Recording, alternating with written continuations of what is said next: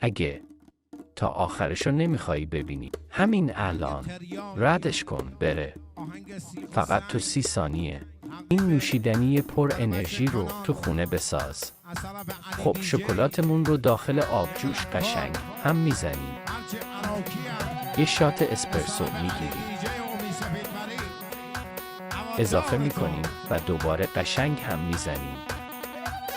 اگه پیشنهاد دیگه‌ای دارید برای ساخت آیس تریاکیانو داخل کامنت ها به هم بگو بسازیمش. آقایون و اهل دلاش که باهاش خاطره دارن، اتحادتون رو با لایک، کامنت، سابسکرایب بترکونیم.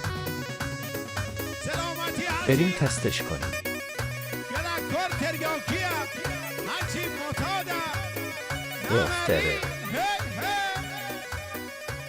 افتره عالی بود.